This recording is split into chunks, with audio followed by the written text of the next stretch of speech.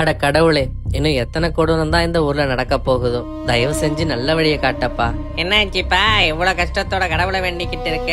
கிருஷ்ணகிரியில 2.5 வயசு குழந்தைய கூட விட்டு வைக்கலையே, மனசெல்லாம் பதறுது. கடவுளை வேண்டாம என்ன பண்றது? ஐயோ அந்த கொடூரமா எப்படிப்பா மனசு வருது அவனுங்களுக்கு? எப்படிப்பட்ட வேலையை செய்யறவங்களை எல்லாம் தூக்குல போடும்.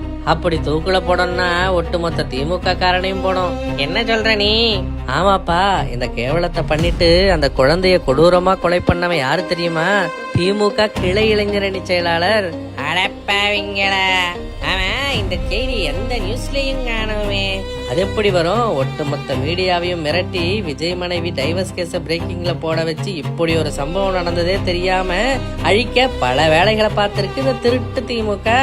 ஏற்கனவே இந்த ஆட்சியில பெண்களுக்கு பாதுகாப்பு இல்லைன்னு தினம் தினம் பயந்து வாழ்ந்துகிட்டு இருக்காங்க. இப்போ பிறந்த குழந்தையும் கூட விட்டு வைக்க மாட்டாங்களே, அதுவும் திமுக கட்சிக்காரனே இப்படி இருந்தா மக்கள் எப்படி நிம்மதியா இருப்பாங்க?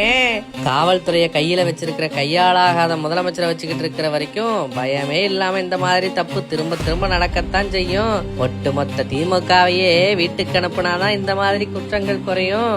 திமுகவை வீட்டுக்கு அனுப்புற முடிவை நம்ம மக்கள் சீக்கிரமே எடுப்பாங்க. அதுக்கான நேரம் பக்கத்திலேயே வந்துருச்சு. அப்போ